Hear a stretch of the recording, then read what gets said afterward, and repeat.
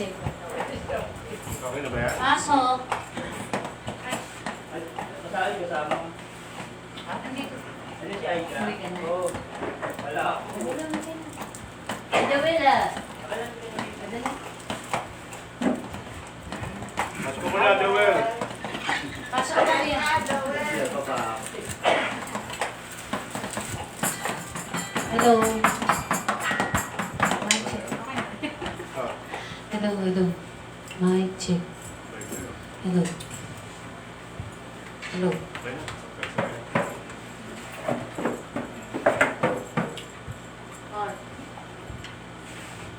Narinig? Oo. Yung di mo ganon, i-adjust mo ako. Pwede rin, 6 po.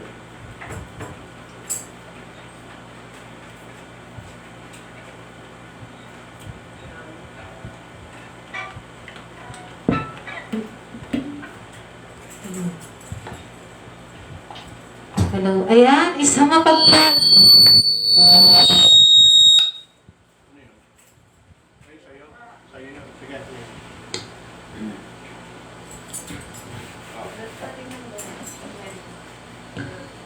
Hello, hello.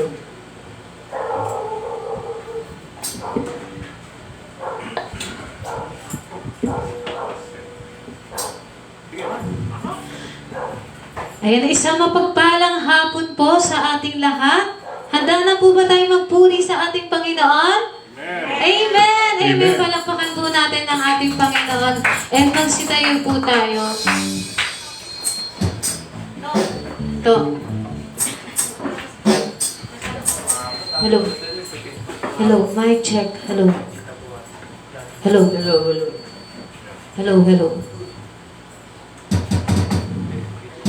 Ayan, sabi ko sa unang Pedro, chapter 5, verse 7, ipagkatiwala ninyo sa Kanya ang inyong mga alalahanin sa buhay, sapagkat Siya ay nagmamalasakit sa inyo. Hello. Tayo mo konti.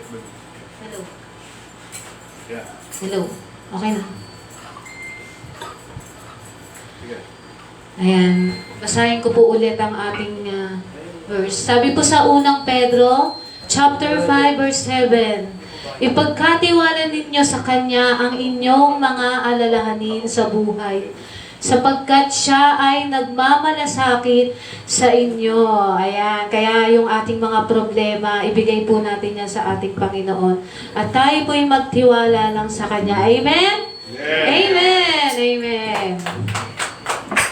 Purihin natin ang ating Panginoon.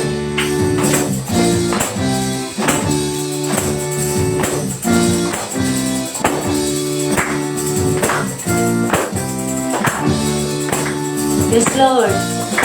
May galak, may saya, may tuwa sa piling ng Diyos. Sa pagka, hirap ng puso ay naglalaho.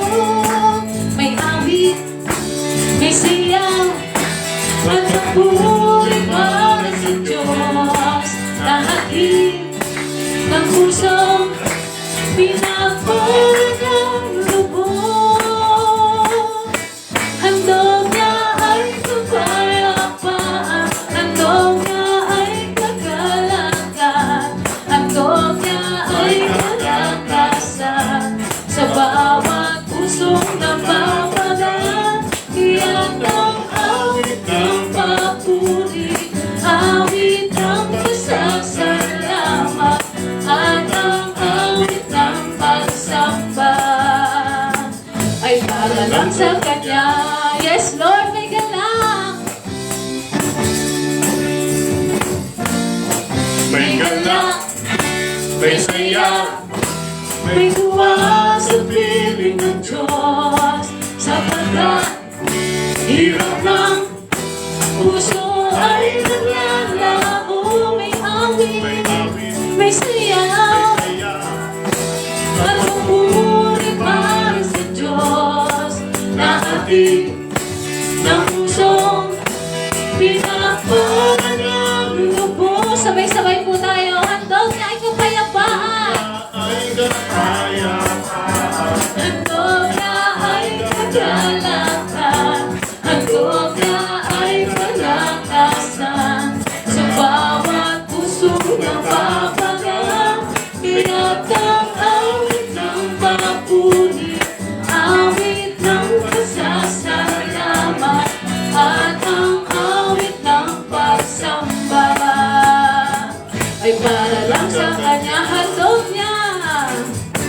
Handog niya ay kapayapaan, handog niya ay kagalakan, handog niya ay kalakasan, sa bawat puso na papagang, kaya't ang awit ng papuri, awit ng pasasalamat, at ang awit ng pagsamba ay para lang sa kanya, ay para lang sa kanya, ay para lang sa kanya,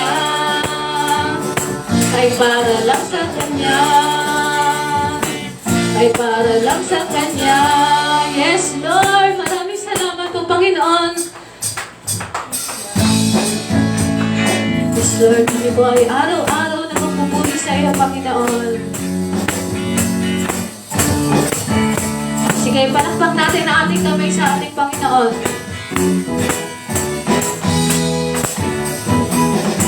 Sarap talagang magpuri sa iyo, Panginoon.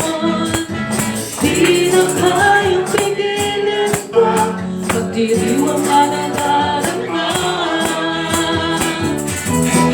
Ikaw lang ang siyang dahilan, kaya ang puso ko'y puno ng sigla. Sa iyo ako ay aawit, ng papurit pagsamba.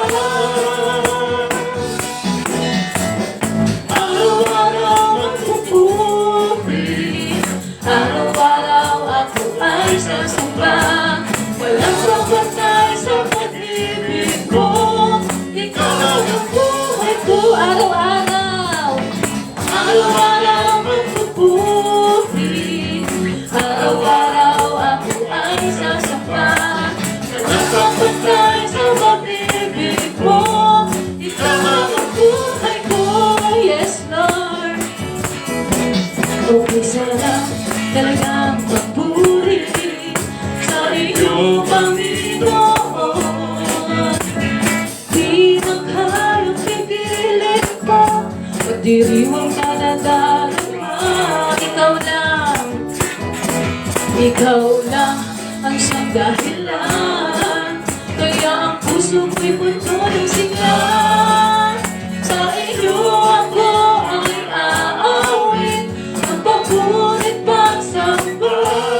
Araw-araw, araw-araw magpupuri, araw-araw ako ay sasamba. Walang kapatay sa pag-ibig mo, ikaw ang buhay ko. Araw-araw, araw-araw magpupuri, araw-araw ako ay sasamba. Walang kapatay sa pag-ibig mo, ikaw ang buhay ko. Walang papatay, walang kapatay sa pag-ibig mo, ikaw ang buhay ko. Minsan pa, walang papatay sa pag-ibig mo, ikaw lang ang buhay ko. Ikaw lang ang buhay ko, ikaw lang ang buhay ko. Yes, Lord, minsan pa, ikaw lang ang buhay ko. Purihin ka, Panginoon. Hallelujah. Maraming salamat po, Lord. Yes, Lord.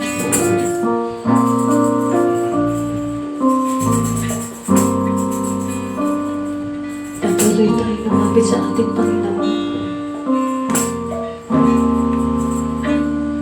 Siya ang ating kaligtasan.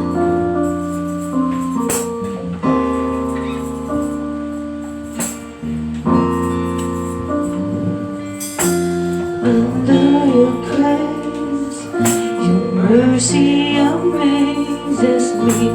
Under your wings, Your shadow covers me, your promise of love, where my heart is safely untouched. Speak to me, Lord. Speak to me, Lord. Your servant is listening over the noise. I hear you whispering, my hope has come, and my heart is safely undone. I found my fortress in you, and my soul is anchored with you. My resting place is in your name, forever safe. Yes, Lord, speak to me. Speak to me, Lord. Your servant is listening over the noise.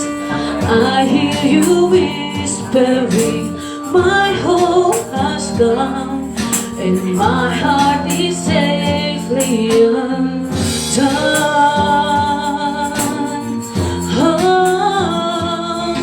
I found my fortress in you, and my soul is anchored with you.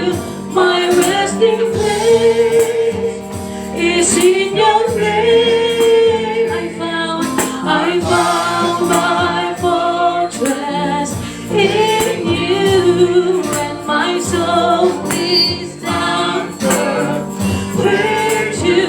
My resting place is in your name, forever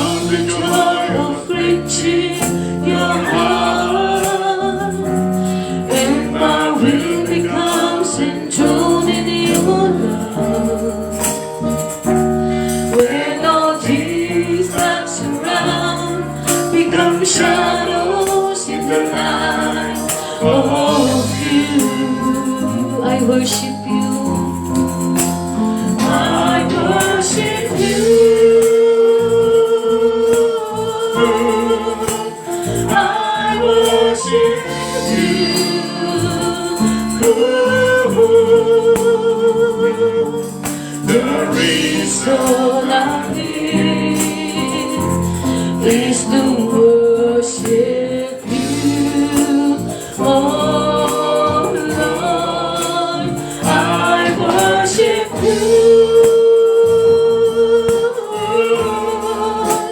I worship you.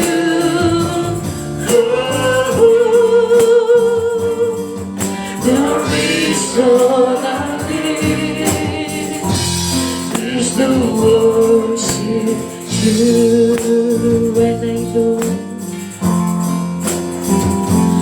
When I look into your holiness, and I gaze into your loveliness, then all things that surround become shadows in the light of you. When I found the joy of reaching your heart, and my will becomes enthroned in your love. When all things that surround become shadows in the light of you, I worship you.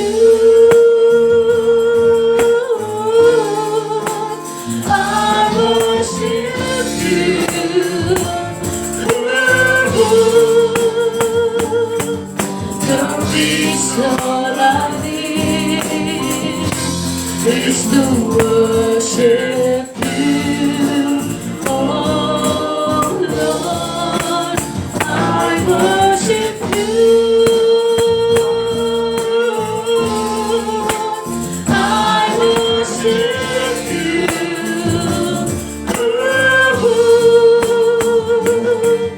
The reason I need is to worship you, oh Lord. I worship you. I worship you.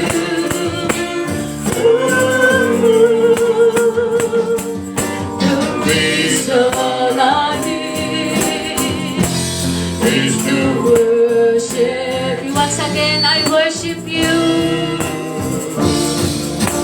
I worship you.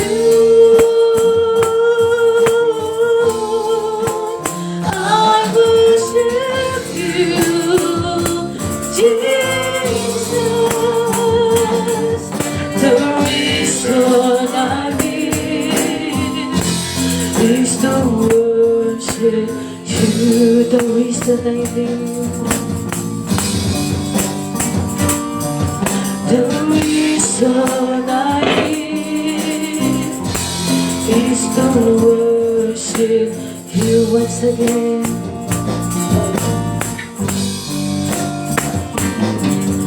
The reason I live is to worship you.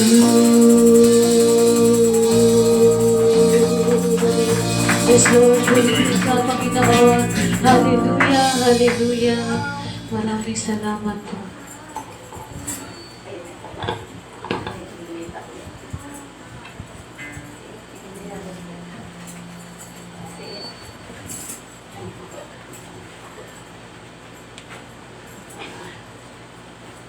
Dinalate po ako. Tayo manalangin. Teka muna. Tayo po ay tunay na pinagpapala sa ating awitin, na magagandang awitin. Ito ay talagang masarap talaga na umawit ng umawit para sa kanya lang. Bilang papurit pagsamba sa kanya. Di ba po? Sige po, tayo ay manalangin.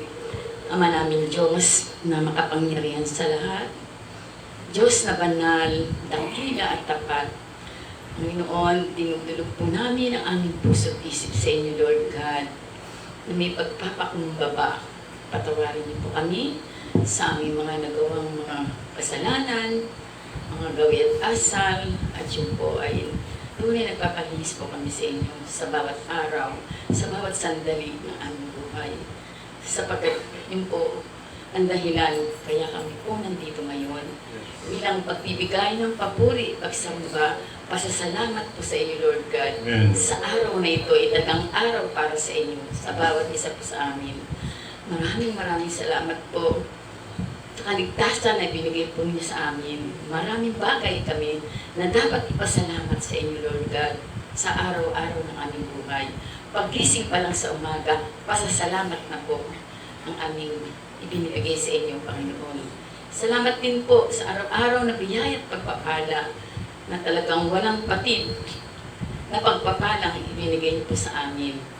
Wala man, pero meron din po sapagkat napakahalaga po talaga ang bawat isa sa amin. Ang presensya niyo po na nanggagaling po sa inyo lamang.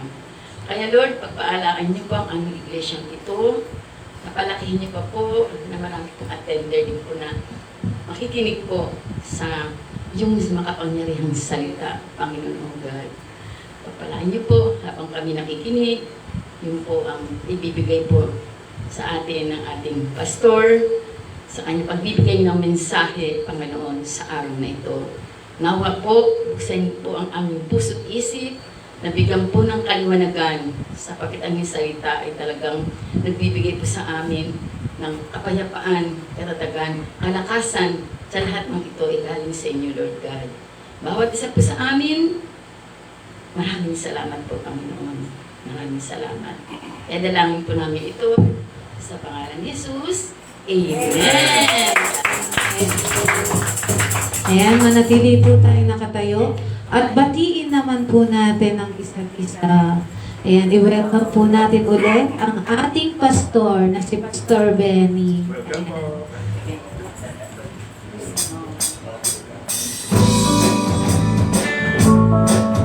Sige, ikunin natin ang ating mga kapatid. Ako, mahal niya tayo, kaya tayo'y narito. Nais niya malaman mo na ikaw. Ako, mahal ni Kristo, sa pag-abot mo ng kamay, hindi mo ay natatanaw. Natanong na kung ang kulay na ikaw ako ay mahal niya. Minsan pa ikaw ako, ikaw ako, mahal niya tayo, kaya tayo'y narito. Nais niya malaman mo na ikaw ako, mahal ni Kristo. Sa pag-abot mo ng kamay, hindi mo ay natatanaw. Natanong pa kung ang tunay na ikaw ako ay mahal niya. Sa pag-abot, sa pag-abot mo ng kamay, hindi mo ay natatanaw. Natanong na kung ang tunay na ikaw ako ay mahal niya. Yan, isa pong malakas sa palakpak po para sa ating Panginoon. Ayan, pwede na po tayong maupo. Praise God.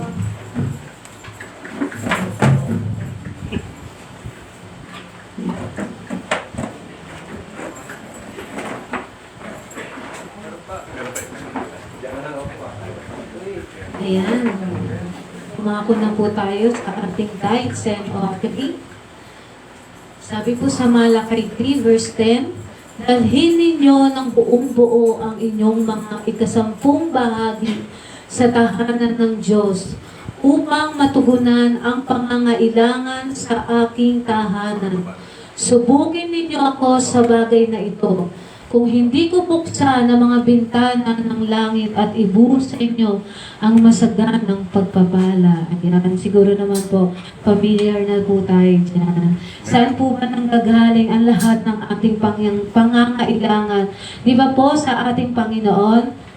Kasi siya po ang ating provider. Ayan, kaya ang ating pagbibigay ng handog ay isang paraan po ito ng ating pasasalamat sa lahat ng kanyang ginagawa sa buhay natin at sa lahat ng kanyang binibigay sa buhay natin. Dahil kahit kailan, hindi siya nagkulang. Ayan. Di ba po? Amen. Amen. Amen. Ayan. Habang nagbibigay po tayo ng ating tithes and offering, awitin po natin ang Jehovah Jireh.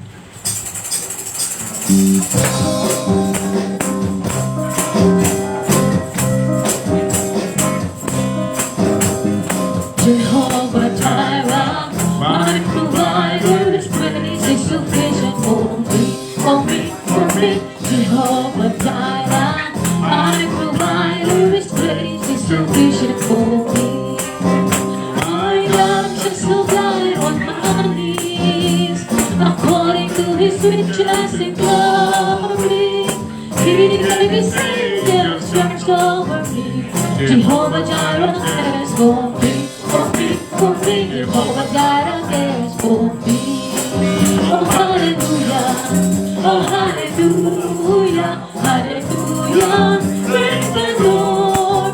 Oh hallelujah, oh hallelujah, hallelujah, praise the Lord. Hallelujah, praise the Lord.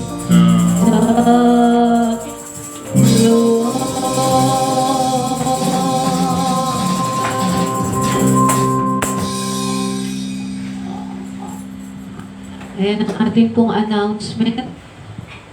JTCS Worship Service every Sunday. Nag-i-start po tayo ng 4 o'clock p.m. hanggang 6 o'clock p.m. And at prayer meeting po namin every Wednesday. Nag-i-start po kami ng 6 o'clock p.m. hanggang 9 o'clock p.m. Ayan, lagi po nang sinasabi, baka meron po kayong mga prayer request. O yung may mga gusto pong ipag-pray dyan, yung may mga sakit, yung mga may problema sa buhay, pwede po namin kayong ipag-pray. Mas maganda po kasi yung sama-sama po tayo nananalangin sa ating Panginoon. Huwag po kayong mahiya na magsabi sa amin. Ayan. Ayan, dumakong na po tayo sa salita ng ating Panginoon, ang pangunahan po ng ating buting pastor, si Pastor Benny. Palakpakan po natin ang ating Panginoon.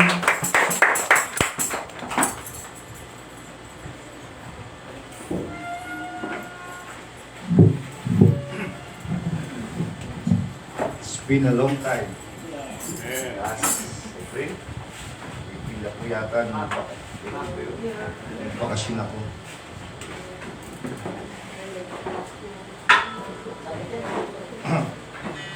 Karoon po ako ng divorce siguro mga less than 2 weeks ago.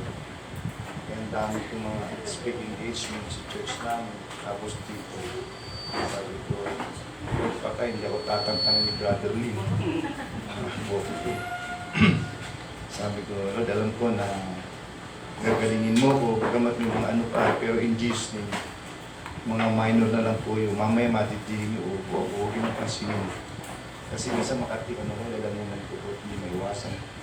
But anyway, meron isang theologian,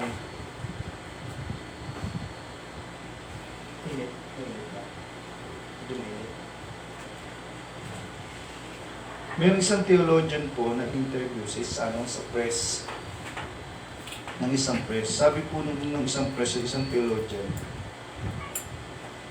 paano ba kalaki ang Diyos? Ganun sa kanya. Magaling sumagot yung theologian. Sabi ng theologian, conforme sa kausap mo. Kung kausap mo, naniniwala siya na ang Diyos niya kasi laki lang ng kwarto niya, ganun na kalaki ang Diyos niya. Kung naniniwala siya na ang Diyos niya ay kasi laki lang ng kanyang pitakan, ng kanyang bulsa, ganun na kalaki ang Diyos niya. Pero kung naniniwala siya na ang kanyang Diyos ay malaki pa sa universe, tayo ganun kalaki ang Diyos na sa paniniwala. Ang ating kong tatalakayin, hinahanapin. Ating kong tatalakayin sa gabi ito, pinamagalan po natin, how big is God? How? Paano ba kalaki ang Diyos? Tanong kayo, paano ba kalaki ang Diyos? Okay, let's open our Bible. Tatalakayin natin yan, ang ating text muna sa Isaiah 41:10. Talaga naman, read to 13. Pastor Brother Erwin. Nasa bro, doon. Sige. Open mo si Brother Erwin. Sige bro. Doon. Yan, si Brother Erwin po, mga magkakasama kami sa noon. Kakabas kami sa The Lord's My Shepherd. Kakasama kami. Sabi ni Isaiah 41:10, ako isa sa iyo, huwag kang matakot. Ako ang iyong Diyos, hindi ka dapat mangamba. Palalakasin kita at tutulungan, iingatan at ililigtas. Tingnan po natin Matthew chapter 17 verse 20. Yan. Sabi, sumagot siya dahil sa maliit ang inyong pananampalataya. Tandaan ninyo, kung kayo may pananampalataya sa Diyos na sinlaki ng buto ng mustasa, sinakita na po ng buto ng mustasa, maliit pa sa butil ng bigas yun. Siguro kalahati ng butil ng bigas, hindi lang buto ng mustasa. Pasilin niya, sabi, tandaan niyo kung kayo may pananampalataya sa Diyos na sinlaki ng buto ng mustasa. So God is not expecting too much yung ating faith. Kinukumpara niya lang yung ating pananampalataya ay kasing laki ng buto ng mustasa. Could you imagine dito, ano? Ano sabi? Maaari niyong sabihin sa bundok na ito, lumipat ka roon at ito'y lilipat nga. Tunay na walang bagay na hindi niyo magagawa. Alam niyo po, itong talatang ito, sabi ganon, yung sabi, maaari ninyong sabihin sa bundok na ito, lumipat ka roon at ito'y lilipat. Ito pong text na ito, talatang ito, figurative speaking.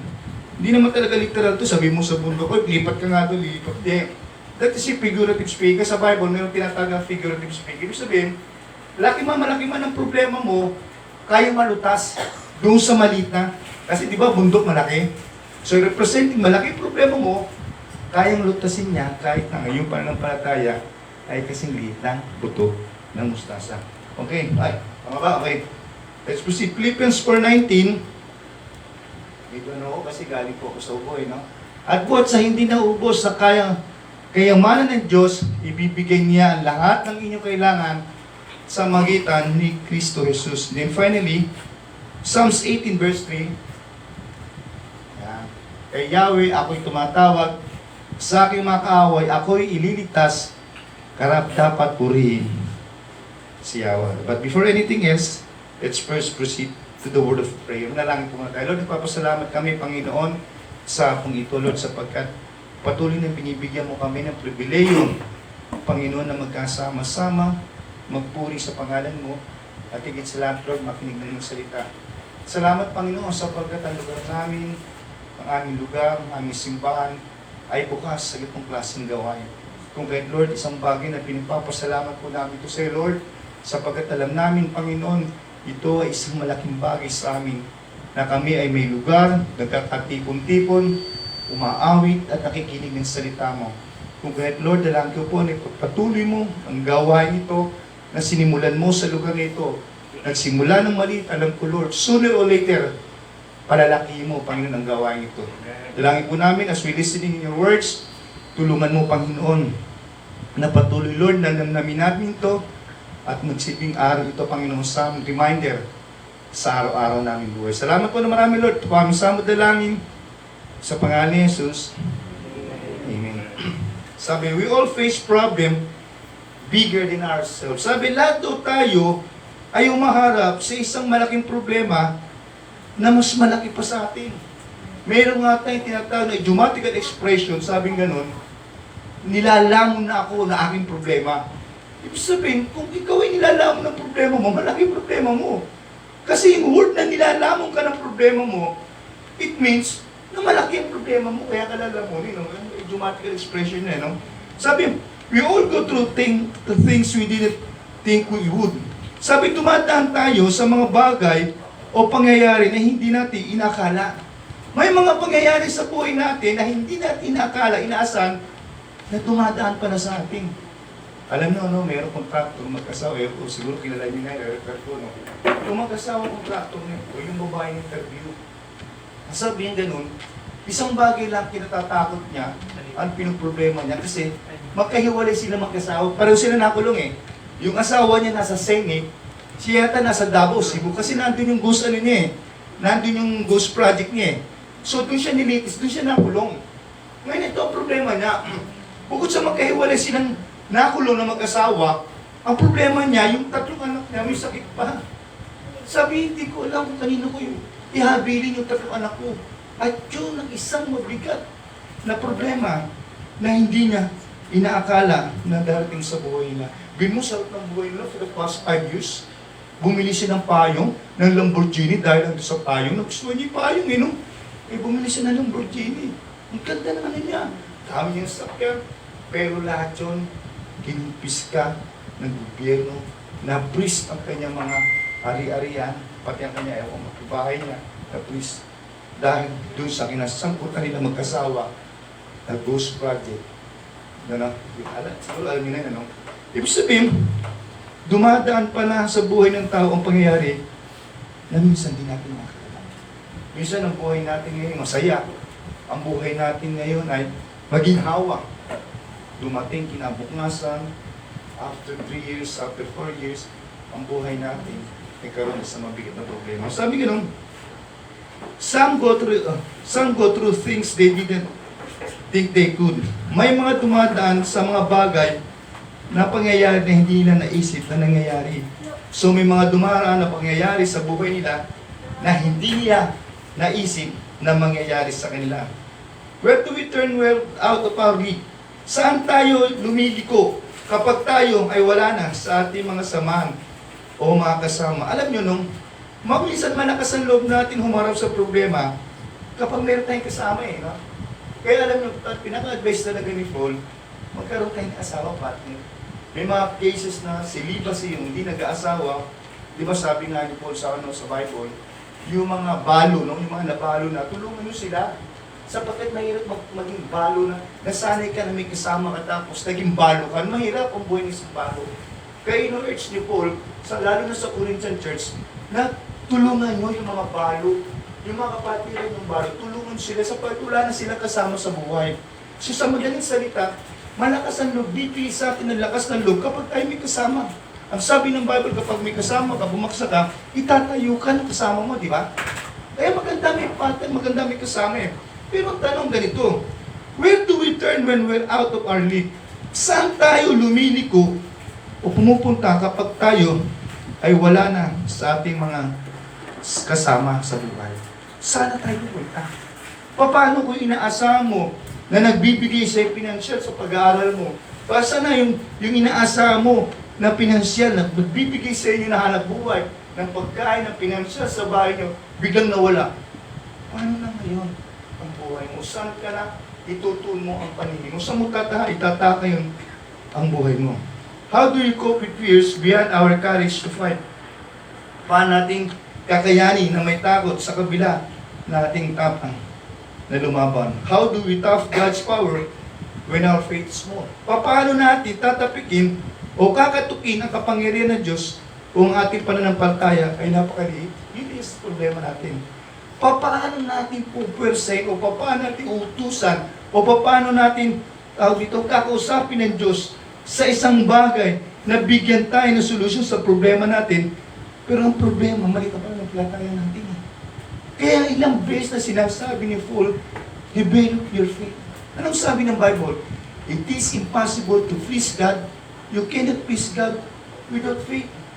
Hindi mo pwedeng bigyan ng kaluguran ang Diyos kapag ikaw ay walang pananampalataya. Ibig sabihin, in other words, kapag wala kang pananampalataya sa Lord, hindi nakakalugod ang buhay mo sa Kanya. Tapos the Bible says, hindi ako may sabi nun. Ang Bible ang may sabi nun. Hindi mo pwedeng bigyan ng kaluguran ang Diyos kapag walang pananampalataya. You cannot please God without faith. Pwede mo natin. Kapag wala tayong pananampalataya sa Diyos, hindi natin pwedeng bigyan ng kaluguran ng Diyos. Kaya sabi, how do we tap God's power when our faith is small? Paano natin tatapikin o kakatukin ang kapangyarihan ng Diyos kung ating pananampalataya ay napakaliit? Kaya sabi ng Bible is full, develop your faith. Mag-pray tayo sa Lord, ang liit ng pananampalataya ko. Tulungan mo Lord na nainom mo yung faith ko, develop my faith. Lagi natin panalangin sa Lord. How do, ito, pa isa, how do we pay bills that are greater than our income and savings? Paano natin mababayaran yung ating mga bills kung yun ay mas malaki pa sa ating income savings? Alam niyo, no, sa history, no, statistic, ang mga Pilipino mayabang lang. Totoo naman eh. Hindi niyo kung bakit. Bumibili ng kotse, right? Necessity, no? Naka-kotse, pero ang sahod, magkano lang. Di ba? Nakita mo, naka-iPhone, kahit na utang. Kahit na yung buong sahod niya, babayad niya doon sa iPhone. Basta meron lang sa iPhone na model. Nakita niyo kayo ba? Kahit wala na siyang kainin lunch, no? Sa kanya sa trabaho niya, basta naka-iPhone ako, naka-in ako. Ganun ang mga Pilipino mayaman. Ang sabi nga ng, how do we pay bills that are greater than our income savings? Paano natin mababayaran yung mga bills natin kung mas malaki pa ito sa income natin at savings natin? Di ba? Ito ang income mo, ito ang expenses mo, ito savings mo, income mo. Paano yun? Paano ka mabubuhay? Kaya nga alam nyo mga inchik, kaya sila mayayaman, hindi sila gumagastos kung hindi talaga nila kailangan.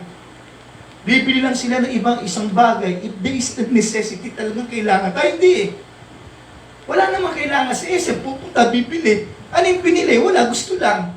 Minsan na tayo, no, bumibili tayo ng gusto natin, but it is not necessity, hindi ito pangailangan eh. Kaya tinuturuan tayo ng Bible na matutuloy tayong gumastos. Bumili tayo ng mga bagay na pangailangan natin, hindi wants. Iba yung wants sa necessity. Bakit mo binili si Sprad? Gusto ko eh. Kailangan ba yan? Hindi naman. Gusto ko lang. Pero ang laki ng presyo na bilang. Nasusunod, nasahod niya, gipit siya, nagkakanda utang-utang dahil lang dun sa binili niya na hindi naman talaga kailangan. Ako niya, how do we pay bills that are greater than our income and savings? How do we conquer enemies who are too strong for us? Paano natin ko-conquer yung ating mga kaaway kung ito ay mas malakas pa sa atin? And then finally, enter God Almighty. Nauna talaga. Number one, yung una. Uy, yung una. Number one muna. Eh, yun eh. Number one. Letter number one. Roman number one. Balik Na. Siya pinakauna. God is bigger than our fears. Ang Diyos daw ay mas malaki kaysa sa ating kinatatakutan. Sabi ng Isaiah, no? Let's go back, let's read again. Isaiah 41:10. Basahin natin Isaiah. Sabi, ako isa sa iyo, huwag kang matakot, ako ang iyong Diyos, hindi ka dapat mangamba, palalakasin kita, tutulungan, iingatan at ililigtas. So, ano ibig sabihin ni Isaiah? Sabi nga ni Isaiah 41:10, in other words, letter A, fear thou not, for I am thee. Fear thou not, for I am with thee. Huwag kang matakot, sapagkat ako ay sumasayo. Alam niyo na sa generation natin, magpapasalamat kami, yung mga leader ng church. Kahit pa naka-end kami respect from our members, from you, di ba? May mga respect, may kami respect. Ang mga propeta noon, wala. Ang mga propeta noon, bagamat sila'y propeta ng Diyos, hindi sila gani respeto ng mga tao. Ang rumerespeto lang sa kanila, yung mga nakakilala sa kanila, yung dinideliveran nila ng message, sila na nag-respeto. But aside from that, hindi sila nakaka-earn respect. Kaya itong isang dahilan kung bakit si Isaiah ay mayroong nadaramang takot. Kasi pero mo, could you imagine that sa isang hari mag-deliver ka ng negative points, pwede kang patayin eh. Okay lang sana kung maganda yung delivery. Sabi ng Panginoon, pagpapalain ka, i-bless ka. Maganda yun, baka bigyan ka pa na, ano, hari. paano kung may sa Ludusari? Papatayin ka ng Diyos ilang araw? Nakakatakot. Ikaw kaya mong mag-deliver sa hari ng gano'n? Nakakatakot. Kaya sabi ng Lord kay Isaiah, "Fear thou not, for I am with thee." Huwag ka matakot. Tandaan mo, nasa sayo. Oh, alam niyo po, no? Sad to say, ito po ang nangyayari sa lahat ng mga Kristiyano. Lagi tayong pinangunahan ng tao. Alam niyo, no? Sabi ng John 1:12, nung tinanggap, sabi, ang lahat ng mga tumanggap kay Jesus ay doon niya binigyan ng karapatan na maging anak ng Diyos. Tama mali? Sabi ng Bible, tayo ay tinatakan ng banal na Espiritu. Di ba ilang beses ko sinasabi sa inyo, ang kabayo, para malaman mo pag may ari ka ngayon, FPJ, meron niyang keloid sa pigi eh. Nakita kayo ng kabayo na yung keloid parang tattoo sa pigi eh. Halimbawa si FPJ, meron isang pangalan ng kabayo, no? Ang gagawin niya, lahat ng mga bagong kabayo na nabibili niya, lalagay niya yung tatak ng FPJ. Yung FPJ na bakal na bilog na gano'n, ilalagay niya yung sa apoy, pagbabagayin niya. Pag nagbaga na yun, hahawakan ng mga tauhan niya, yung paano kabayo, yung pigi, at tapos ilalagay na gano'n yun, itatatak yun sa pigi. Talagang sakit no, talagang umaano kabayo no, sumisipa sa sakit. Pagtanggal yun, nandun na yung tatak, nandun na yung keloid. No? Keloid din, di ba? Na ibig sabihin, ikaw ay pag may-ari na ni FPG. Ganon din ang Lord. Nung tinanggap mo si Kristo, sabi ng Bible, tinatakang ka na ng banal na Spirit. Ibig sabihin, ikaw ay pag may-ari na ni Jesus. So therefore, kung tayo ay pag may-ari na ng Diyos, ano ang dapat nating ikatakot? Yun ay isang minsan sa mentality natin na nawawala na ikon natin.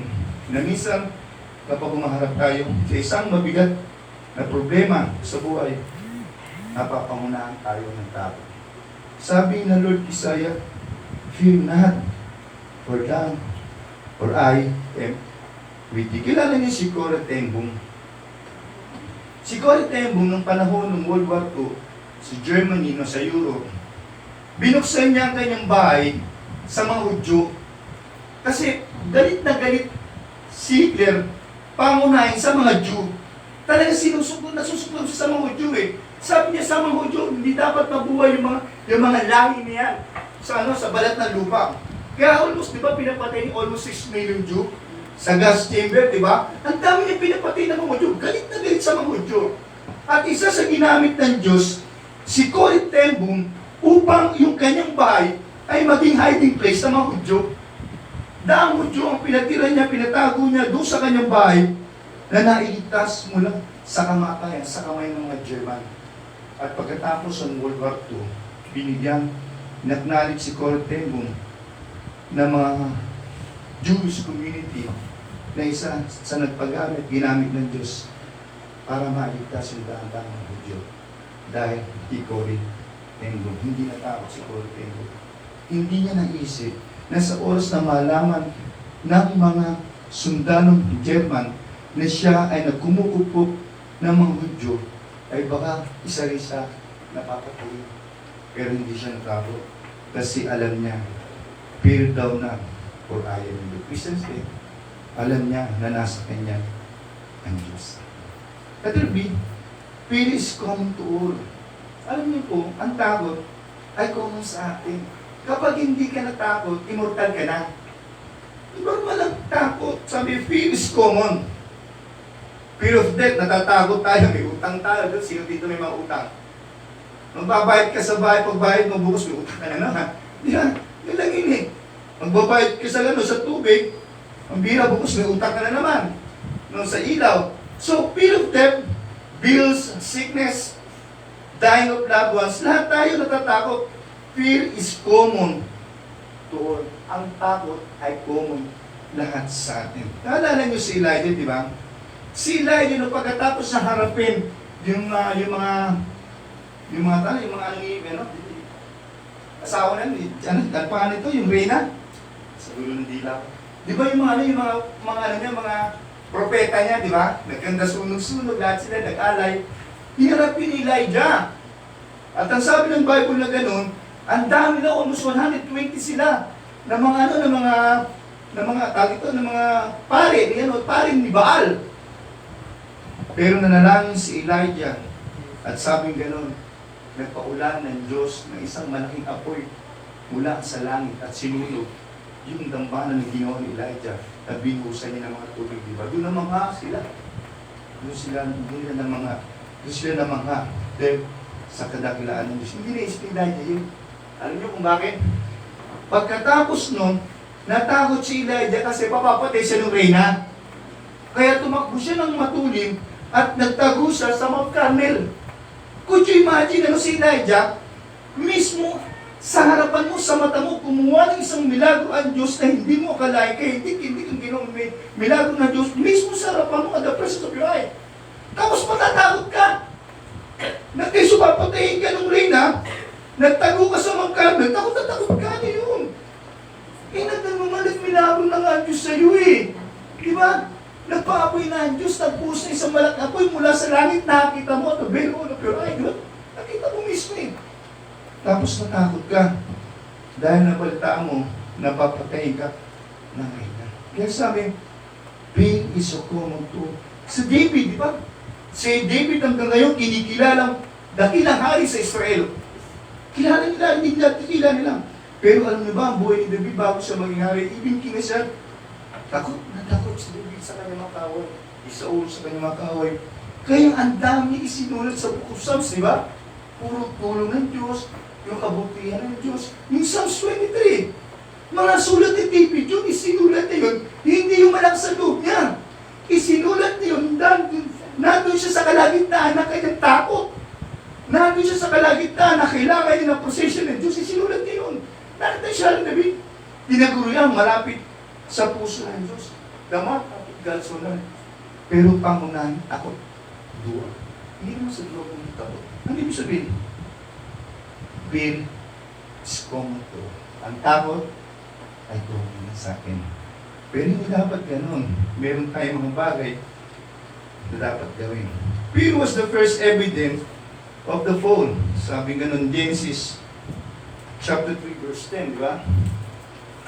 God was here before fear came on the scene. Nandun daw ang Diyos, sabi James 1:1, bago daw pumasok ang takot doon sa scene, sa eksena. Ibig sabihin, alam ng Diyos na pinagmulan ng takot at kung paano ito paupain. God will be here when all the fears of the ages have departed.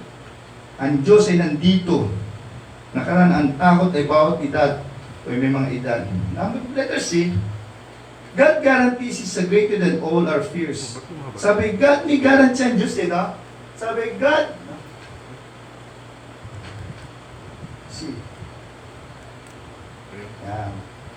God guarantees He is greater than all our fears. Why? Because for I am within. Nagbigay ito ng guarantee ang Lord sa lahat ng mga natatakot na itong verse na ito, sabi nga for I am with thee. Tatanda po natin. Ito, isang verse natin ha. Take note ha. Kapag tayo ay nakakaranas ng takot, tandaan natin ang Isaiah 41. Huwag kang matakot sa pagkatakot ay nasa iyo. Ito ba yun? Yung sabi, that was the Bible says, diba? Consider all the fierce nuts in the Bible. Remember people of faith who can compare their faith. Tingnan nyo, no? Yung mga people of faith na na-compare nila yung kanilang takot. Si Moses, no? Si Moses, kung titignan nyo, nakita nyo yung other side na characteristic ni Moses. Na siya yung umakyat sa Mount Sinai, dala-dala niya yung Ten Commandments, ibinato niya, hinati niya ang dagat. But the back of their mind, of his mind, meron siyang takot. Isipin niya, bigyan ko ng example. Okay lang na humawak ka ng 100, 200 katao, kaya mo i-manage. Lalo sa panahon natin ngayon, napakadali i-manage sa 200. Why? Kasi may mga edukado na kayo eh. May mga aral na kayo eh. So nakaunawa na kayo ng mga ethics, di ba? Tandaan ninyo, ang hinawakan na tao ni Moses ay more than 1 million, mga Israelites. At yung mga Hudyo na yun, educated sila, hindi sila nag-aral. Bakit? Kasi since in the beginning, pinanganak silang slave. Pinanganak silang, slave? Alila. Alipin. Hindi sila nag-aral. Hindi nila alam yung ethics. Iba-iba mentality nila. Lahat yan, hindi magkasundo. Siguro pag meeting ni Moses, hindi pa naunahan yung meeting. Hindi na magkasundo. Ang hirap hawakan. Mahirap pumawak ng tao na mahigit sa milyon, lalo na hindi mga nakapag-aral. Hindi mo sa inaalam kung hindi nakapag-aral. Ibig sabihin, let's face the reality. Yun ang reality. Mahirap pumawak. At yun, isang bagay, lagi nakatakot ni Moses, di ba't siya naman? Ito pa isang bagay eh. Ano dahilan kung bakit? Sabi sa kanya ng Diyos, Moses, dali mo ang mga Israelites mula sa Egypt, going to promised land ng 40 days, yun ang timetable na Lord kay Moses, 40 days. Eh, ilang days sila, ilang taon sila nag-travel from Egypt to promised land? Ilan? Ha? Ilang years? 40 years? Could you imagine? Ang laki ng diferensya ng 40 years sa 40 days. Naku yung difference? Ang laki. Bakit malaki? Number one nga kasi, sa katigasan ng ulo ng mga Israel, yun ang isa naging dahilan kung bakit tumagal sila sa ilang ng 40 days, 40 years, instead of 40 days. Kung hindi naging matigas ang ulo nila, kung hindi sila parang mormor, hindi sila, yung reklamador, hindi aabot sana ng 40 years eh. Dapat nakita nila yung promise lang eh. Kasi hindi. Yun ang isang bagay na ikinatakot ni Moses at the back of his mind. Hindi lang natin nakita yun. Pero nakakita. Bigyan mo kayo ng isang grupo na kahit 10 na lahat mga halangang sikmura, hindi nakapag-aral, na walang unity, ang hirap pamunuan. Naman, mahirap. Para kay Moses, natatakot siya na i-lead itong mga taong to mula sa Egypto patungo sa promised land na hindi niya alam ano pwede mangyari sa kanya. Naman niyo po, si Joshua, takot din si Joshua eh. Ang sabi na Lord, papasok ka dyan, pamunuan mo. Sabi na Lord, sige, umikot kayo na ilang ikot. Yung pader na Jericho. Natakot din po, umiikot si Joshua, pero natatakot pa rin siya, pwede posibilidad na mangyari.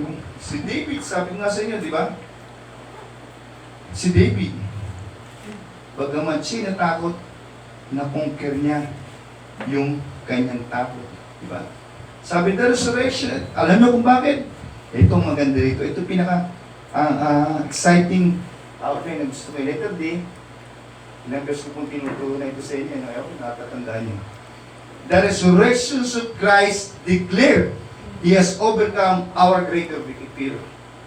Yan isang magandang balita eh. Sabi, the Bible says that we are more than conqueror through Christ. Sabi nga the resurrection of Christ declared He has overcome our greater fear. Yung daw muling pagkabangon ni Jesus Christ mula sa mga patay, ang nagdideclare na overcome na natin lahat ng takot. Kasi sabi ng Bible, we are more than conqueror through Christ. Wala na eh. Napagtagumpay din sa kamatayan. Kaya nga sabi nga namatay siya, di ba? Sabi ni Peter, bumaba sa lupa at ibinalita niya yung kanyang katagumpayan. Doon sa mga Old Testament sina na nakakulong doon at maging sa ibang mga demons sa pinulong doon na nagtagumpay siya mula sa mga patay. Yun ang ating victory. Yun ang hindi natin alam eh. Si Pacquiao umuwi. Dala niya ang trophy. Dala niya ang pera na kanyang panalunan. $4 billion. Umano si Jiggy. Akin ang trophy mo. Akin ang $1 million mo. Akin yan. Binigay ni Pacquiao. Anong tawag kay Jiggy? Hindi under. More than conqueror. Anong tawag kay Jiggy? More than conqueror. More than conqueror. Hindi siya kasi conqueror, hindi siya nakipaglaban, di ba? Si Pacquiao ang conqueror, pero si Jiggy ang more than conqueror. Naging more than conqueror siya dahil kay Pacquiao. Yun ang sinasabi ng Bible. We are more than conqueror through Christ. Kaya alam mo mga Kristiyano, hindi na ako natatakot. Pero kung ba't marami ang Kristiyano, takot pa rin sa mumu. Takot pa rin sa mumu. Ayoko na ninumu. Ayaw mag-isa sa dilim. Pero gusto manood lagi na nakakatakot. Kung gusto niya, pinili ko na nakatakot. Naroon doon, dali ko doon. Pero gusto niya horror movie. Huwag tayo matakot. Para huwag tayo matakot, huwag tayo manood ng mga horror movie. Alam niyo, kasi ganito po yan. Si Satan, di ba, nung panahon ng COVID, nakita niyo yung mga lumalabas sa airport ng mga naglalakad.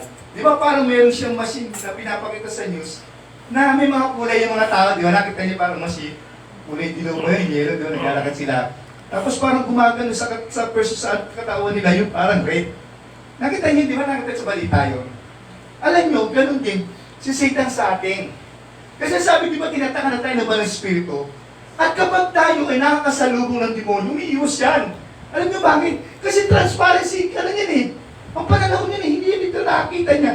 Kung ano nasa ano natin. Sabi, nakita ni Satan, uy, may tutok ng Holy Spirit to, umiiwas yan sa mga Kristiyano. Alam niyo, ito nga isang maganda eh. Christian can never be possessed. Hindi pwede ma-possess ang isang Kristiyano. Maybe can possess. There's a difference between possess and obsess. Ako obsess sa isip. Pwede tayo ma-obsess ni Satan sa isip. Sabihin ko, kahamat tayo sa pera. Pwede tayo ma-obsess sa pera. Pwede ma-obsess. Kasi ang possession, sa puso na yun. Kung Kristiyano ka, hindi ka pwede ma-possess ni Satan. Probably, maybe, pwede ka ma-obsess. Kaya nga si Satan, ang mga sa atin, binubunas lang yan parang ano yan. Parang vampiro na walang pangil yan. Aso na walang pangil. Binatakot ng kanya. Kaya sabi ng Bible, the resurrection of Christ declares, He has overcome our greatest fear. Yung daw resurrection of Jesus Christ ang nag-declare na na-overcome na natin ang lahat ng takot sa ating buhay. Because the Bible says that we are more than conquerors. Saan ka takot? Tatakot ka sa mga may mga tagman. Takot ako sa mataas. Takot ako wala ng pera. Takot ako sa bahay ng ganita. Joke lang. Marami tayo kinatatakutan eh. Pero alam mo sa totoo lang, hindi kayo dapat matakot. Kasi ang sabi ng Bible, yung kamatayan ni Jesus Christ na nagbibigay sa atin ng tagumpay namin sa tao. Ano ba natatakutan? Yung hinaharap ng malaking problema. Ano kinatatakutan mo? Meron kang hinaharap na isang malaking kamdaman na wala ka daan sa inakala mo, walang kagamot. Kasi na-overcome na ni Kristo ang lahat ng ating tao. Amen po ba? Amen. God is better than our faith. God is better than our faith. Number 2. God is better than our faith. Sabi ng Matthew 17, verse 20. Basahin natin. Ay, tigasan ba? Matthew 17, verse 20.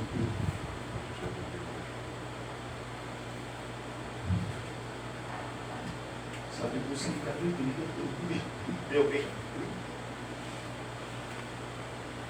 Sabi ko, kasi, sabi ko, mamaya na ako papawi. Matthew 17:20. At sinabi niya sa kanila, dahil sa kakauntian ng inyong pananampalataya, sapagkat katotohanan sinasabi ko sa inyo, kung magkakaroon kayo ng pananampalataya na kasing laki ng butil ng bini ng mustasa, ay masasabi niyo sa bundok na ito, lumipat ka mula rito hanggang doon at ito'y lilipat at sa inyo hindi may pangyayari. Sabi, God is better than our faith. Sabi nga nung, mas ano daw ang ating ano, kaysa panampalataya. Sabi, if you have faith as a grain of mustard seed, could you imagine ano? Hindi ni-required ng Diyos na magkaroon ka ng malaking pananampalataya. Ay dapat si Brother Lee, ganito pananampalataya niya para ma-acknowledge ko siya. Dapat si Cielo, ganito. Dapat malaki, hindi tayo binibigyan ng Diyos ng isang bagay na ini-expect na laki ng pananampalataya natin. Ang requirement nga na Lord, ano sabi? Wala na. Nasa na? Sabi, if you have a faith as a grain of mustard seed, kung meron daw kayong pananampalataya na kasing laki ng buto ng mustas. Yun lang in-expect ng Diyos eh. Naku, no? Hindi nag-expect ng Lord sa atin na malaking pananampalataya. Magkaroon man lang tayo ng isang maliit na pananampalataya, yun na ang inuuno ng Lord sa atin. Ang tanong, gaano po kalaki ang ating pananampalataya? Ayaw kasing laki ng buti ng mulgo. At least mas malaki sa ano? Mas malaki doon sa ano, di ba? Sa Master Seed. Kasi mas malaki yung mulgo eh. Ako kasi laki na yan. Buto ng butong pakwan. Hindi mo control Ibig sabihin, di ba? If we have faith as a grain of mustard seed, that letter B, it is not the size of our faith, but the strength of our Lord that makes the difference. Ito nga maganda sinasabi ko sa inyo eh. It is not the size of our faith, but the strength of our Lord that makes the difference. Hindi yung size ng faith ang inaano sa atin ng Lord eh. Sabi niya ng size of our faith, but strength of our Lord that makes the difference. Yung kapangyarihan ng Diyos ang nagiging sa atin. Kapag mayroon tayong pananampalataya, kaya natin utusan ang Diyos sa oras na critical ng buhay natin. Kapag tayo may pananampalataya, kaya natin pakilusin ang Diyos mula sa kanyang trono. Kikilos siya patungo doon sa ating sitwasyon at sitwasyon. Diba nakwento ko sa inyo, may mga kaibigan, a friend of mine, kumpare ko, nag-drive siya ng taxi, sa San Juan, umuulan, mahina yung battery niya, stuck siya, sabi niya, paano ko lakas na ulan? Bigla may dumating isang lalaki, no? Nakapulong, tumatakbo, sabi sa kanila, ano problema? Hindi na battery, sige tulak ko ha. Tinula, sige tao na yun. Hindi na Lord, kasi meron kong faith eh. Kapag meron ka na palataya isang tao, at ikaw'y mananalangin sa Diyos, walang dahilan para ang Diyos ay hindi bumalas. God is looking enough. Ang Lord ay tumitingin sa ating pananampalataya. Mountains moving faithless in our omnipotent God. Meet Moses lifted his rod, and God parted the Red Sea, diba? Nakita niyo pa ng palataya ni Moses? Itinaas niya lang yung kanyang baston, nahati na ang dagat. Alam mo, pinagpatihan namin ito sa Bible School, Biology. Paano nahati ang dagat? Isip-isip. Camera trick sa pelikula si Ten Commandments, di ba? Nagmamahal si Moses eh. Pero nahabot sila ng mga starats. Ay, ng mga Egypto. Naglalakad sila mga nakabayo, mga sundalo, kaya pa sila butan eh. Dito may paano nga Lord ng pillar of fire? Pagtingin niya sa kaliwa niya, bulubundukin. Sa kanan, ilang. Pag diretso, Red Sea. Sa sila pupunta, nakaway nila Lord. Hasta nakaway namin sa amin pupunta, no choice. Kung maglalakad kami dito sa kaliwa, bulubundukin, nakapunta kami. Kung dito naman sa kanan, ilang, nakapuntan din kami. Kung dito naman kami didiretso, tubig. Malulunod kami, ano gagawin namin? Utusan ng Lord si Moses. At dahil sa pananampalataya ni Moses, di ba? Itinas niya yung kanyang baston at nagkaroon ng super highway sa Red Sea. Kung walang faith si Moses, ang nangyayari ko? Ginamit ng Diyos, hindi yung baston ni Moses. Pangunahin ginamit ng Diyos. Yung pananampalataya na meron si Moses, kaya nangyayari. Kung nagawa ng Lord yung kay Moses, sa ating manitay ng kaya. Ang tinitingin ng Lord lang sa atin, yung ating faith, para pumilis ang nasa amin. Kaso, wala tayong faith eh. Lagi tayo nagdidepend sa mga logical situation. Lagi tayo nagdidepend sa mga circumstances natin. But we are not defending God. Ito nga naman si Kristo. Pag may sakit tayo, pag-ayaw ko si Benji, bigyan ng gamot. Una, bibili tayo ng gamot. Kaya kung di Benji, magpipray ako. Bibili ka ng gamot. Pagkatapos na wala na magawa ang gamot, then paano mo tsaka magpipray sa Lord, magpipray ako, wala na ako option. Wala na akong pera pambili ng gamot, ubus na pera ko. Magpipray na ako. Saan ko lang binibigyan na sa option natin? Di ba, Lord, minsan, may ano yan eh. Na-open ang Lord sa atin. Ibis na pangunahin natin, tumugon sa kapangyarihan ng Diyos, Nagkakaroon tayo ng mga options sa buhay natin. Gamot muna, unahin. Pag walang magawa ang gamot, then finally, ang Lord, ang last effort natin. Uwi ko ang Lord, di ba? Very offended sa iyo. Kaso yung nangyari, yun ang nangyayari sa buhay natin. Because, lack of faith. Kulang tayo sa pananampalataya. Fearful grieving, Martha saw Lazarus rise at Christ's call. John chapter 11, kung natin basahin ito, o pwede rin, John chapter 11, verse 43, verse 44. Kukwento ko na lang po ito sa inyo na po.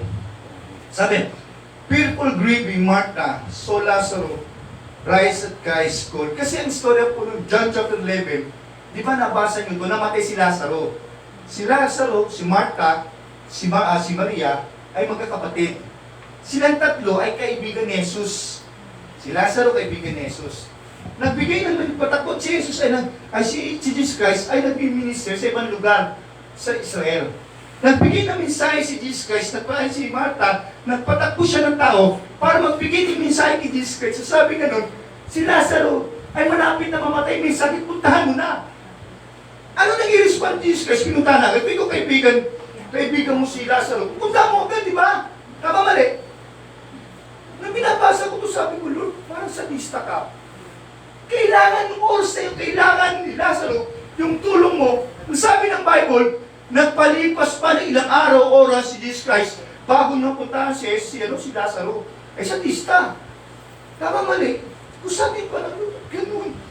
Emergency nga, di ba? Pag emergency, tumatawag tayo ng ambulansya. Tinatakbo natin sa ila, di ba? Para masave yung tao. Si Jesus sinayaan niya eh. Bumila pa ng oras, araw, patay na si Lazarus, sa kanya pinuntahan, hindi lang yun. Nung si Lazarus ay pinaglalamayan, hindi niya pa rin pinuntahan. Kailan pinuntahan ni si Lazarus? Nung nakalibing na, at nandun ni Roll. Di ba yung ako sa rin, nirorol yung libingan, di ba? Nakaganon ni Roll. Bigla nag-appear si Jesus Christ. Siguro wala nang gawa si Map, sabi ba naman si Luke? Okay, so, pupuntahan yung ano ko. Ang kapatid ko. Mga maraming marites. Sinusundan si Jesus Christ bawat kilos. Uy, pumunta si Jesus Christ. Sabi na natin kung galing Jesus Christ. Ang daming marites. No, mga marites, sinipig ng kilos Jesus Christ. Ang gagawin Jesus Christ. Ano ginawa Jesus Christ? Lazarus. Christ. Tumayo si Lazarus. Mula sa kanyang pilat. Nagulat ng mga tao. Ang baho niya, no? Bakit gagawin itong baho? Baho na bubuhay? Ano nangyari? Binuhay ni Jesus yung isang bagay na wala ng pag-asa. Patay na si Lazarus eh. Kumbaga sa atin, naibalsa na eh. Hopeless na eh. Wala na talaga, hopeless na. Naibalsa, kumbaga sa atin, naibalsa na eh. Pero binuhay ni Jesus. Mabaho na nga eh. Binuhay ni Jesus. At dahil ito nung sabi ng Bible, ang lahat ng mga tao na nakakita ng pagkabuhay kay Lazarus, lahat sila naniwala na si Jesus ay mula sa Diyos. Sabi ng mga scholar, nakakilala sila sa Panginoon dahil dun sa pangyayari niya. Alam niyo, minsan nandun. Gumagawa ang Diyos sa isang sitwasyon sa ating buhay na inaasahan, inakala natin na wala ng pag-asa. Ang gusto ng Diyos ay makita yung mga bagay na walang pag-asa, ma-witness yan nung nasa paligid natin nang sa gano'n ay malulahati ang Diyos sa buhay natin. Alam mo itong taong to, pariwaraan mo taong to, walang pariwaraan pero nakilala kay Jesus. Nagbago katulog ng buhay. Lagi may pag-asa ang isang bagay kapag nilapit mo kay Jesus. Namang si Martha, lumakas ang pananampalataya. Yung mga marites, hindi na marites. Diba, dati makakilala sila sa Lord. Kasi alam niyo po sa Israel, hindi ka paniniwalaan na sugo ng Diyos hanggang hindi ka gumagawa ng milagro. Tandaan niyo. Kasi ang mga Hudyo na, di ba sabi ko sa inyo, to cease to believe. Naniniwala sila na isa na sugo ng Diyos kapag gumagawa ng milagro. Kaya at that time, nagmilagro si Jesus Christ, pinuhay niya si Lazarus para patunayan doon sa mga tao na yun na nakakilala kay Lazarus na siya ay sugo ng Diyos. At dahil sa sitwasyon na yun, sila ay nakakilala sa Panginoon. Paano kung pinuntahan ni Jesus, si Lazaro, nakaburo sa isang kwarto, nilapitan niya, nabuhay. Ano sabihin ng mga tao? Hindi naman patayin eh. Mali ba namin kung patayan? Kasi sila nag-usap sa ano eh, sa kwarto, di ba? Mali ba namin kung patayan? O alam mo, may sakit si Lazaro. Pinuntahan niya, gumaling. Ay, wala naman siguro sakit niya. Walang inumalit sa'yo.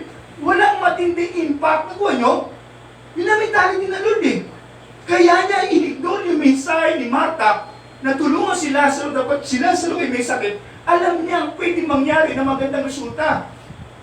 Hindi niya pwedeng pagkailanin agad si Lazaro. May plano siya eh. Hindi niya pwedeng punta si Lazaro agad nagdalamay. May plano siya eh. Ang gusto mangyari ni Jesus na si Lazaro talaga ay nandun na sa loob ng libingan. Doon niya bubuhayin para ang lahat ng tao ay nagpakas. Kaya minsan, meron sa buhay natin, nakala natin wala ng pag-asa. Pero meron. Kapag ang Diyos ang kumilos, lahat na mga patay na pag-asa sa buhay natin, bubuhayin.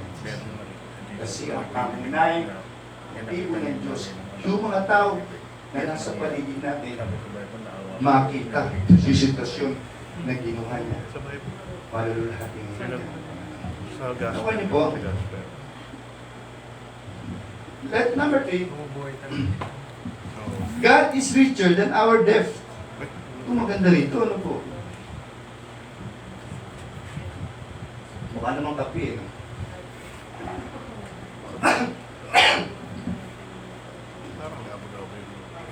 God is richer than our debt. Sabi, ang Diyos daw ay mas mayaman kaysa sa ating mga pagkakautang. Sabi ng Philippians 4:19, my God shall supply all your needs. Ang Diyos, sabi nga, pakibasa nga.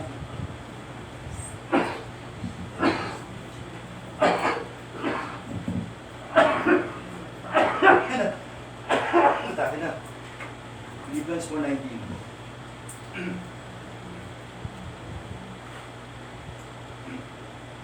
Philippians 4:19. God is richer. At pupunan ng aking Diyos ang bawat kailangan ninyo ayon sa kanyang mga kayamanan sa Galatia kay Kristo Jesus. My God shall supply all your needs. Ang Diyos daw, sabi, God is richer than our debt. Ang Diyos ay mas mayaman kaysa ating mga pagkakautan. He owns the cattle on 1,000 hills. Sabi ng Psalms 50%. Our rich Heavenly Father has no shortage of fund. Ito magandin. Yung daw mayaman na ating Ama ay hindi kasi shortage sa fund. Sometimes, ito, pansinin niyo po ito, no? Ito, tinamaan ako dito minsan eh. Sabi letter B, sometimes in giving, we tap God's boundless supply. Luke 6:38. Alam niyo ibig ito? Sometimes in giving, we tap God's boundless supply. Alam niyo po minsan, no? Sa ating pagbibigay, tinatapik natin yung boundless supply ng Panginoon. Alam niyo po, nung mayroon akong kilala, bali, chichismis ko na sa inyo, pero hindi ko sabihin pangalan, baka sumbungin ako eh. Hindi, dito pa illustration ko lang. Mayroon akong churchmate na iniwanan niya, babae siya, iniwanan niya yung kanyang dalawang anak, nagabot siya. Nagabot siya yung asawa niya, nagawang dito. Ay, kaya mo niyata ko sa inyo, no? Na nagtaon na sila, umuwi sa ilang taon, nagpupunta sila. Tapos sila, hindi sila, hindi sila nagkakasin, gusto nila magdulo pag may question. Paminsan yung sabi, hindi sila bibigay sa gawain ng loob. Ngayon, nangyari ka rito, yung kanyang asawa, kabalta mo sa nagsasyabu, pag pumasok ka sa bahay nila, yung bahay nila, kala mo, smoking mga kain. Yung mga yung mga kalat, yung kalabahan, nagtatapon ng nagtatako ng damit, hindi naglalaba. Tapos yung mga anak niya, hindi ko alam kasi hindi ko naman siya masabi kasi baka ma-offend.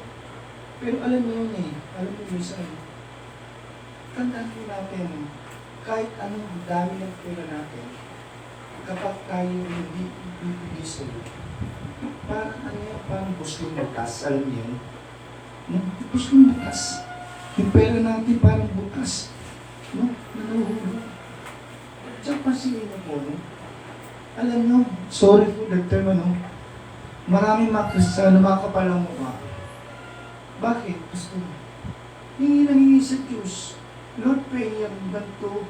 Lord, pay yung pera. May gahanin ako. Lord, may handaan. Pay yung pera. Lord, pay yung pera. Pero tingnan mo, hindi naman nagbibigay sa gawain. Hindi nagbibigay ng touch. Hindi nag-opening sa Lord. Pero kung makahingi sa Lord, talaga, talaga makahingi sa Lord eh. Di ba kapalang mo? Ibig sabihin, hindi naman madamot ang Lord eh. Ang gusto lang ng Lord, alam mo kung tutusin, pwede magpaulan dito ang Lord ng mga limpak-limpak na 1,000 pesos kahit sa oras na ito. Gusto mo mag-elight yan kung biro lang po, no? Kaya magpaulan ng Lord eh. Kaya magpaulan ng Lord ang limpak-limpak na 1,000 bills dito sa oras na ito. Pero hindi niya gagawin yun. Alam niyo kung bakit? Ang gusto nangyari ng Diyos sa isang gawain, sa isang pagbibigay, dapat nag-i-initiative yan mismo sa kanya mga anak. Sa atin ang gagaling niya. Kagaya niya, yung bills dito na kuryente. Gumagana yung bills natin sa kuryente rito. Paano ito makabayaran mo? Sa ito sabi ko na sa inyo, practically, yung love gift sa amin, gusto mo ka lang, kahit paano. Ayaw na akong tanggapin na, ginukulit kami, no? Ibig sabihin, marami expense ng church. Yung pagkain nila lang after the service. Yung laging visitation. So, saan kukunin ang simbahan nyo kung mismo tayo ay hindi nabibigay sa lahat? Ang isang organisasyon ay hindi tatakbo kapag hindi niya pinundo ng pera mismo na sa loob ng organisasyon. Nakuha niyo po? Did you get the logic? Hindi lang logic eh. Yung linis ang prinsipyo ng Lord. Kaya ang Lord, inutusan niya ang mga anak niya na magbigay. In return, i-bless ka ng Lord. Di ba malaki ito lagi natin sinasabi mo. In return, walang dahilan kung bakit hindi ang Diyos matapik natin yung kanyang boundless na supply sa atin. Makita lang natin ng Diyos na tayo ay nagbibigay sa Kanya. Kaso minsan wala tayo kasi lamog natin sa Diyos. Yun ang isang dahilan. Kaya tayo minsan kahit animingin natin, kahit may pera tayo, yung pera natin parang butas na gusto. Ilang araw na wala ng pera natin. Kasi hindi tayo namibigay sa Lord eh. Kaya instead na i-bless tayo ng Lord, wala. Yung pera natin kung saan sila pupunta. Pero kung susubukin natin na magbigay tayo, itaf natin, magitan ng pagbibigay, yung God's boundless supply ng Lord, makikita natin yung kabagdagli sa buhay natin. Subukan natin. Sabi ng social, I receive from my enemies. Saan na ba? Letter B. Sometimes in God's giving, we have God's boundless supply. Luke 6:30. Nakwento ko na sa inyo, di ba? Si George Muller, pero mamaya na po ito. Sabi, God is stronger than our enemies. Number 4. Roman numeral 4. God is stronger than our enemies. Psalms 18 verse 3. Sabi, so I shall be saved from my enemies. Bago nga pala yun, may kukwento ko sa inyo. No? Meron akong kaibigan na friend of mine. PM si Ren Youth, pero mas matanda sa akin. Kilala niyo ito eh, yung sabihin, may pangalan. Minsan, nagpapamily computer kami sa bahay nila.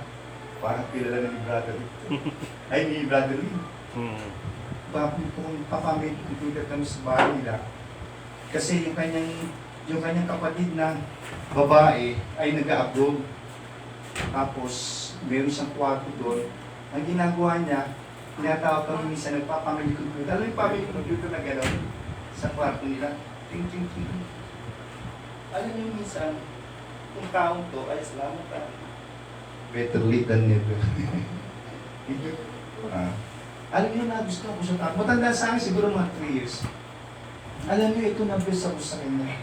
Sabi niya, alam mo, Brother Ben, yabi sa akin, naglalaan ako ng 10 piso. Ada linggo. Ano ngayon? Yung 5 piso, para sa tithes ko, yung 5 piso, para sa offering.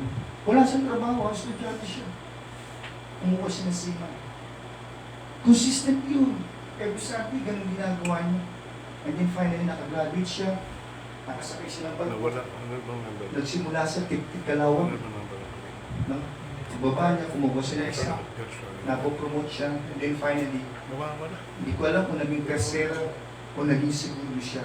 Kasi consistent siya sa pag-ibig. Genuine siya. Pag ginagawa mo yung bayo, di ba? Hanggang ngayon, pinilas ng kapitan ng barko, balita, Greco yung kanyang kapitan, pinilas yung kanyang seaman book dahil meron yata sa pinagtanggol na kapwa ng Pilipino. So hindi na siya nakasakay, pero natutulong siya, inabsorb siya ng things. Eskwela na tinuturuan niya yung mga advance at tinuturuan niya karamihan mga kapitan. Bukan na naman yun. Kasi alam niyo bakit? Natuto siya makilis. Alam niyo Paul V? Alam niyo po ang story ng Paul V? Nag-start sila, proper gamot, sa isang sa isang sabon na maliit. Pagkatapos nun, umaasenso yung negosyo nila, sabi nila, isa sila nabasa nila na dapat magbigay pala ng isang kasampung bahagi ang mga Kristiyano sa iglesia. So ginawa nila, nagbigay sila ng kasampung bahagi. Umaasenso yung negosyo nila. Sabi na, hindi yung dato. Lahat pinipiprita ng Lord. Dagdagan natin. Ginawa nilang 25%. Umaasenso. Ginawa nilang 50%. Yung income ha, yung pinakanit ha, umaasenso pa rin. Ewan ko totoo, itong testimony na ginawa nila 90%. Sabi ng mga subordinate nila, balik-balik ko sila, ulimos natin. Pero out of net natin, 90% yung bigay simbahan. Alam mo yung nangyari? Masino sila. Sila tumingaw ng COVID. Nakapasok sa COVID sa kanilang COVID. Anong COVID niya? Dahil ang COVID ay lumago at lumago dahil silang mag-asawa ay natuto sa pagbibigay. Nakapagsikwento ng tagumpay. Pagbibigay. Being generous, especially in the word of God. God is stronger than our enemies. Psalms 18 verse 3. Sabi niya nun, ang Diyos daw ay mas malakas kaysa sa ating mga kaaway. Alam natin yan. Psalms 18 verse 3. So, ayan. Ako'y tatawag sa Panginoon na mararapat na purihin, sa gayo'y maliligtas ako sa aking mga kaaway. So I shall be saved from mine enemies. Yun ang sinabi ni David. How did the psalmist plan to find safety from his enemies? Paano daw? Saan? Paano nakakahanap ng safety? No? Ang psalmist sa kanyang mga kaaway, si David, he said he would find safety by calling on the Lord. Sabi naka-find siya ng safety sa pagkatawag niya sa Panginoon. Christians have the armor of God to protect them all from their foes. In conclusion, the believer's victory is assured in the gospel. Yun daw, mga believers, yung victory daw natin ay may kasiguraduhan sa salita ng Diyos.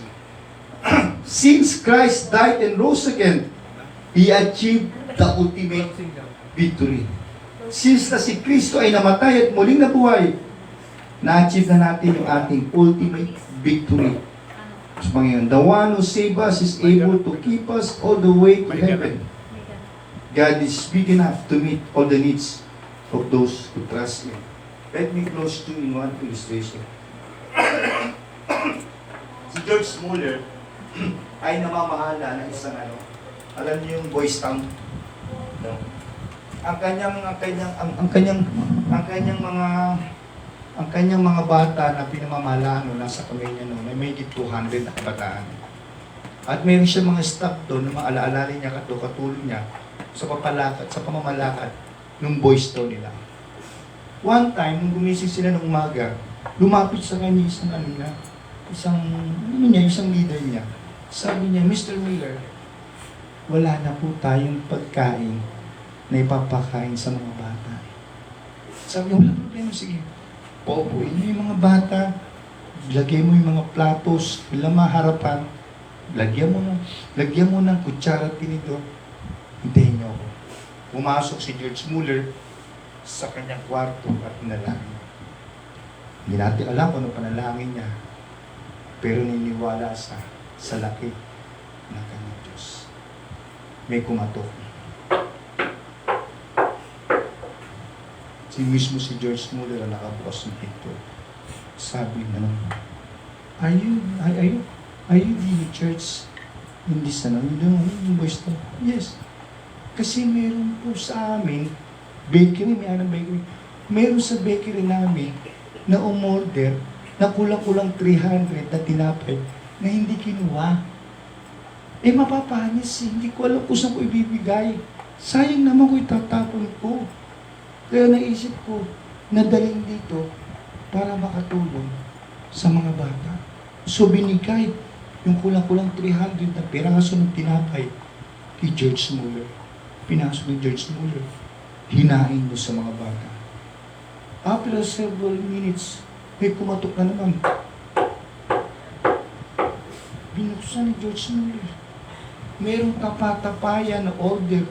Kasi nung uso na yung mga gatas ng mga baka na dinideliver by yung tapay-tapayan na gano'n. Ang problema kasi, yung karuwahe, nasira yung gulong, nabiak. Kumakatok siya, sabi niya, ipipigay ko na lang ito, ilang tapayan na ito. Kasi sayang naman mapapanis. Kasi tingnan yung gulo ng karuwahe ko. Araw to bago ko magawa. Mapapanis, sayang naman sa inyo na. Binigay kay George Muller yung tapatapayan ng mga gatas at nakainom ng gatas na kain ng masarap na tinapay yung mga bata. Sa tingin nyo, aksidente yun? Aksidente kaya yun? Hindi. Kasi si George Muller nananalangin at naniniwala siya sa laki na kanyang Diyos na may magagawa sa problema niya. Did you learn something? May natutunan ko ba tayo? Naniniwala ba tayo na ating Diyos ay malaki kaysa sa ating mga problema? Tumayo po tayo lahat. Dahil ito sa papasalamat po kami, Panginoon, sa hapong ito sa pagpatuloy, Lord, na binibigyan mo kami na mensahe, reminder, paalala, na maniwala kami, Panginoon, sa laki ng aming Diyos. Salamat, Panginoon, sa pagpatuloy na ilalagay mo ito sa aming puso, sa aming isipan, aming pananampalataya, na naniniwala kami, Panginoon, sa laki ng aming Diyos na may magagawa sa amin. Tulungan mo kami, Panginoon, na sa oras na kami, Lord, ay nakakaranas ng karamdaman, umaanod kami sa isang mabigat na problema, pagsubok na parang hindi na natin kaya harapin, Panginoon. Parang nilalamon na kami ito, Panginoon. Patuloy na ipaalala mo sa amin na huwag kami matakot sapagkat ikaw ay nasa amin. At higit sa lahat, Lord, ipaalala mo sa amin kung gano'ng kalaki ang Diyos na pinaniniwalaan namin. Tulungan mo kami, Lord, at maraming salamat sapagkat sa kalakihan mo ay malaki ang magagawa mo. Kabutihan, malaki ang magagawa mo sa buhay. Tulungan mo, Lord, ng aming pananampalataya ay manatiling maniwala sa kapangyarihan mo na may magagawa at magagawa ka sa amin. Salamat po na marami, Lord. Ito po aming sa magdalangin sa pangalan ni Jesus. Good morning. Good afternoon.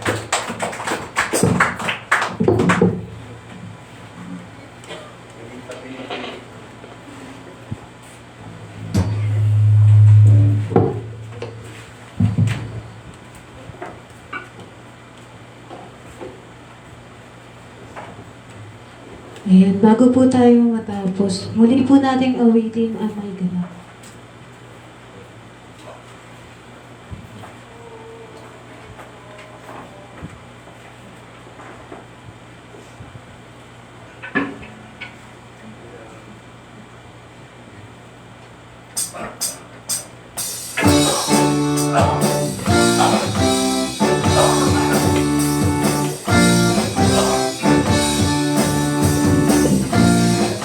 May galak, may saya, may tuwa sa piling ng Diyos. Sapagkat hirap lang, puso ay naglalaho.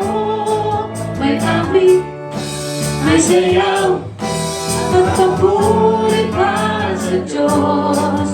Nakatid ng pusong pinagpala ng lubos.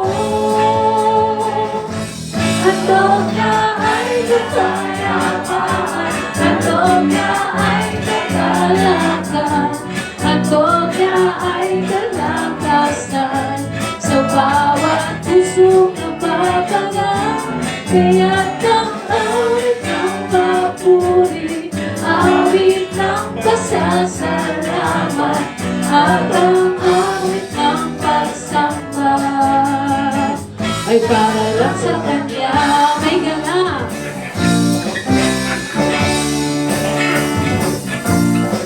may galak, may saya, may tuwa sa piling ng Diyos. Sapagkat hirap na, puso ay naglalaho. May awit, may saya, at papuri para sa Diyos. Nahatid ng pusong pinagpala ng lubos. Sabay-sabay po tayo. Ay kapayapaan, at doon na ay kagalakan, at doon na ay kalakasan sa bawat pusong napapagal. Kaya't ang awit ng papuri, awit ng pasasalamat, at ang awit ng pagsamba ay para lang sa Kanya. Minsan ba handog niya?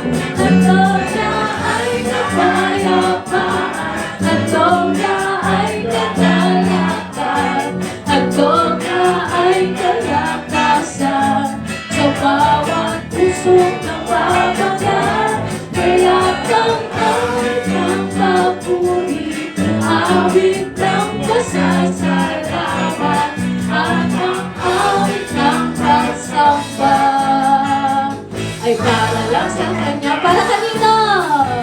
Ay para lang sa Kanya. Ay para lang sa Kanya. Ay para lang sa Kanya. Ayan po, hallelujah. Maraming salamat po, Panginoon. Amen and amen. Ayan, pwede na po tayo ulit maupo. may konti pong merienda.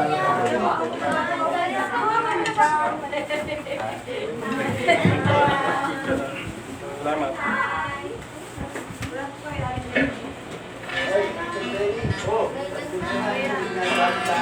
Hindi naman ayaw mo na makapag-usap sa akin.